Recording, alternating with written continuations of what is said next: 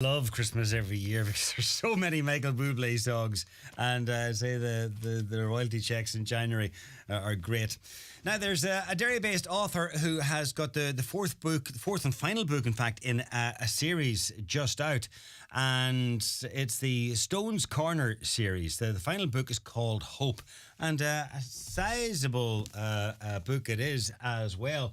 And if you're looking at the video, or if you intend maybe looking at the video later on, that's what the cover looks like. And it's a lengthy 400 pages. I'm delighted that the author Jane Buckley joins us in the studio. Jane, good afternoon. Good afternoon, John. Thank you so much for having me. Thanks for coming in. Let's roll back to the first book, and that's not that long ago. What are we chatting? A couple of years. 21. Oh, there you go. March 2021. So yeah. How did it? They say there's a book on everyone, but how there's four or more in you. Well, by the looks of things. How did the first one come about? Well, the first one was supposed to be one book, but it just escalated into four. I mean, basically, I lived in London for a long time, and I used to get quite frustrated because nobody seemed to understand what the Troubles in the North were all about. I mean, they had sort of one opinion or a number of opinions through the media. And having lived in Derry, as a teenager during it, I just thought, well, I'll write a fictional story from my own experiences and around. It's fictional, but based on reality. It's based on true events, so obviously topped and tailed to be given the sensitivity of some of the incidents in the book. I have had to be very, very careful. But yeah, true. Very much around facts and figures and true events. Okay. First one starts back in 72, and this one brings it right up to the Good Friday Agreement. Good Friday Agreement, yeah, in 1998. So there's a lot of history and history of the Troubles and social history in Derry and so on in the middle. And you right dip in through. and out of that. Yeah, I mean, right through. And that's one of the reasons why I decided it was going to be 3 books, and it went into 4 because there was such a story to tell, and so many things that have occurred. But it's got everything in it. I mean, originally I started to write it for, I thought, the younger generation, as a way of reading a good book, reading a fictional tale, but learning at the same time what it was all about. But ironically, it's actually people of my age, who actually lived through the Troubles. There's a lot of memories in there, little things that sort of bring things back. People who can identify with it, in other words. Undoubtedly. I mean, it's, as I say, it's got all the we've got the Rainbow Cafe. I don't know if you remember, all the old places that used to be in the city, down in Waterloo Place. And there's a lot of recollection in there for some of the old places, for sure. Derry, every bit as much as Belfast, has changed so much since. Unbelievable. Since, say, for instance, the Good Friday Agreement. No, it's brilliant. Yeah. It is absolutely brilliant. And I'm back here, just before COVID, and I just love being back home. I always knew I'd come back home.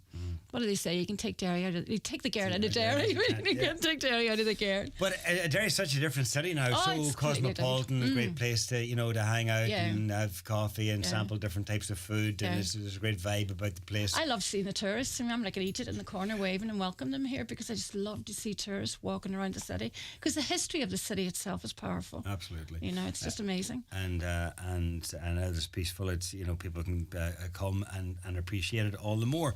Now, just going to the book, a synopsis. There's like 4 main characters. Yes. I mean, you've got Caitlin, the young sort of innocent girl who falls in love deeply and badly with James Henderson, who owns a factory. There was a Ricola shirt factory in the city, so he takes over the factory from his uncle. And then you've got a young British soldier who finds himself in the city, has no reason or understanding of why he's actually there, can't understand why over time he's hated so much.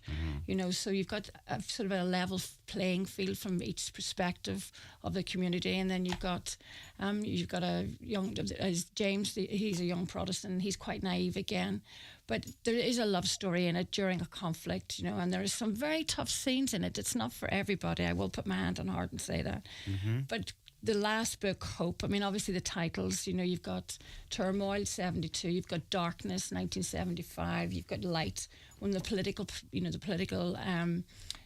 landscape changed, when politics came over the Armalite, and then obviously Hope leading up to the Good Friday Agreement. Why those titles? They're unusual titles. I don't know, just instinctively they came and it made sense, according to the time and the era. I mean, it was turmoil, 1972, just after Bloody Sunday. It was a turmoilic time. It was heartbreaking. Darkness was, The Darkness is the second book.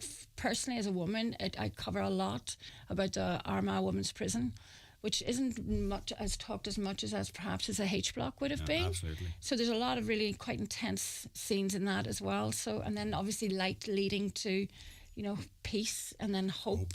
I mean, we're still, quite frankly, we're still hoping, aren't we, that over the last couple of days things will get themselves sorted out. Absolutely. But we've come a long way, as you said. Yes, we have. Huge. Still a way to go today, even with today's news. No, I know. That we're not just quite there yet. No, I hear. And was it because of their response? Because you did get a great response after the first one, and Yes. the reviews have been great for these they books. have, yeah. So it did sort of, one there's definitely a second one here, and then there's going to be a third and a fourth. Well, as I say, it started off at one, and I knew what the final line in that first book was going to be. But then it just, as I say, the story, I got so ingrained in the characters. I mean, the characters are really real to me, so I had to literally tell their story, and I couldn't have done it in any other way than doing the 4 books. And the final line in the 4th book is the line that I originally had started off with, and the scene in the first, just the first book I was going to do in Turmoil. There you go. And so many authors have said the same thing. Once they had the character, once they got into the character, then it flows. Oh, it's like me talking to you. I've got this imagination where I can set the scene. The people are so real to me. I mean, without sounding corny, there's been a couple of scenes in there where I've actually physically been crying. I'm so ingrained in it, and from my own experiences as well. I mean, for example, in the first book, there's a funeral scene, and when you're actually writing it, it comes right back. That moment when they're screwing the coffin lid down, and you're saying, right, this is the finality of that. It's powerful. But when it comes from a place of realism and not fiction, and you then add in the fiction elements, then it's understandable how it can be emotional. It is. I mean, terribly emotional. And then there's some very, that black, gallow humour that Derry people have, or we all have, where there's a few funny scenes in there when one of the kids has just been told he's got onto Project Children, which is one of the, I don't know if you've ever heard of it, but it was basically a New York policeman who started a project in 1975, bringing the kids back and forward. There was a documentary made, and I've actually been asked to write the book, his story, the Project Children story.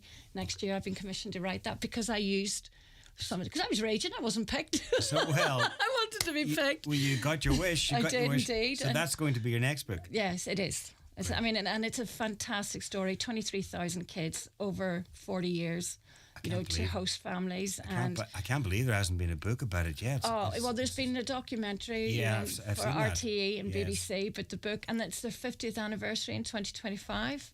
Yeah. And I actually contacted Dennis Mulcahy's daughter when she was in Letterkenny staying, and we met and we hit it off. And I've been over to Greenwood Lake. And William Crawley, the BBC reporter, for example, he was one of the Project Children. So I'm actually reaching out now to talk to the people that organised it on this end and some of the kids that actually attended. So it's fantastic. Great stories to tell. Yes, absolutely. Oh, it's just magic. Yeah. Okay, well, it's Stone's Corner. It's volume 4, and if you've been following the series, if you have the other books, then you'll definitely want to get your hands on this one. It's called Hope. And it is out now. And where can people get there? Where's the best place people probably can go? Bookmark, David Bookmark, in Letterkenny Shopping Centre. He's been fab, like yourselves. He's been really supportive. Okay, good. Or you can get it on my website, janebuckleywrites.com. Okay. Yeah. Very straightforward. Jane, thank you very much. Thank you very much. Have a great Christmas. And you. Thanks, John.